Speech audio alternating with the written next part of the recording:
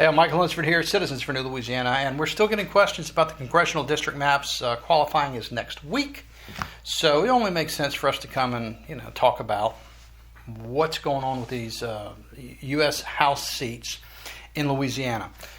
The original map passed in 2024, we call it the Clio map, appears to have been created to trigger a challenge to the Voting Rights Act and to throw out racially discriminatory districting, which it has succeeded in doing magnificently, as a matter of fact. In fact, the entire United States is now redrawing or has redrawn maps for this election to remove the racial gerrymandering done all over the country. And that's thanks especially to Louisiana doing the hard work with this lawsuit.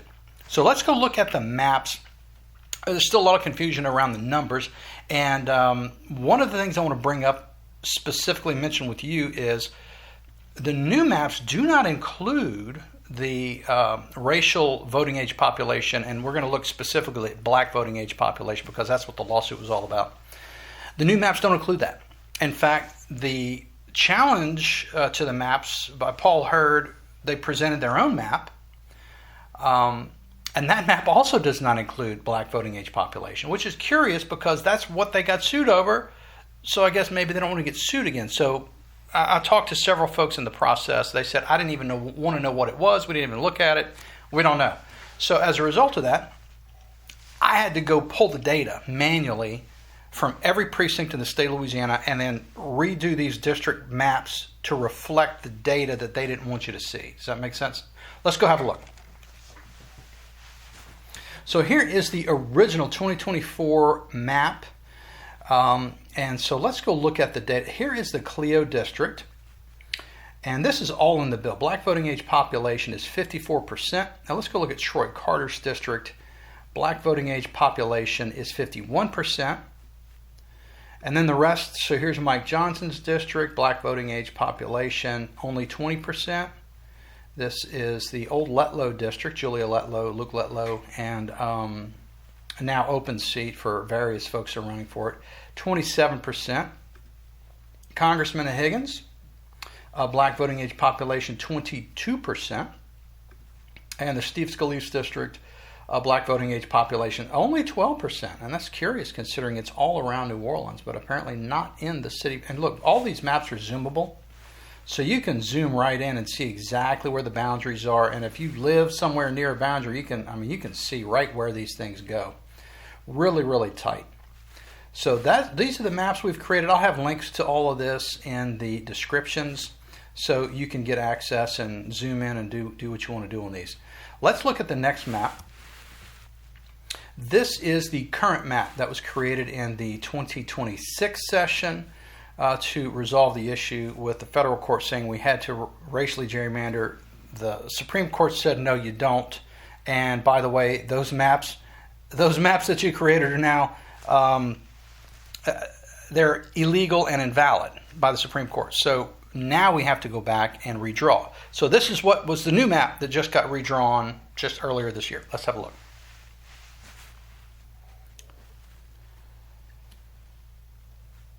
So here we go. This is Mike Johnson's district, black voting age population about 30%.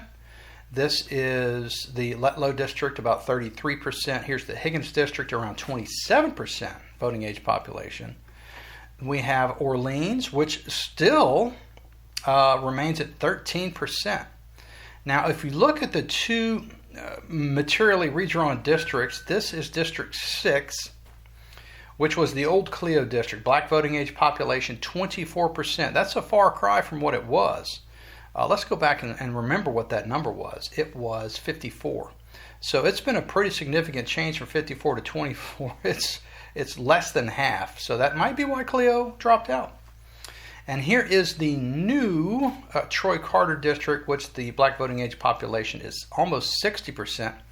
If we go back and look at the original, it was a lot less at 51. So they've packed a lot more black voters into the district with this redraw. So the challenge now is Paul Hurd has said that this is still a racial gerrymander, whether they included race or not in it. And I've talked to the people who drew the maps. They say we didn't even look at race. They drew it on some other criteria, I think party affiliation or something. But we didn't want to look at race anymore because that was a problem. The Supreme Court said you can't do that. So the new data, no race.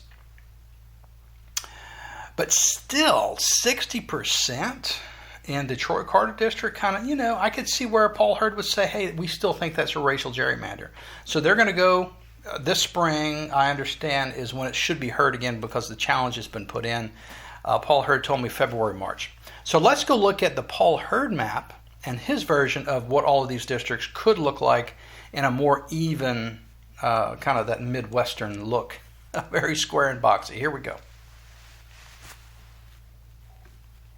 So here's the Paul Hurd map. Again, Mike Johnson, we'll start over here. Black voting age population, 31%. The former Julia Letlow district is about 38%, which is pretty high. We have, this is Clay Higgins, is 29%, still a little bit higher than it was.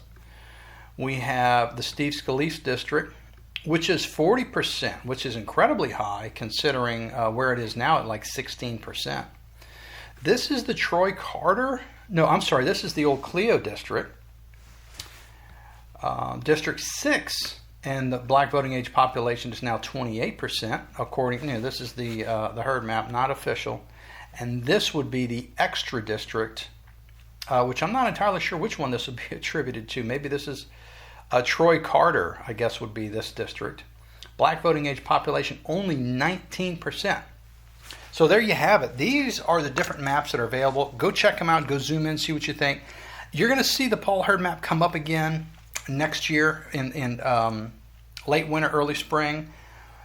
And they may redraw it again. Who knows? But right now, this is the numbers that we have, the digits we have, and the maps we have. So check them out. Let me know what you think. Comment below if you like. Ask questions. We're doing our best to put together all of this data so that you can do your own research instead of depending upon someone else to tell you things that may or may not be true. Go find out for yourself.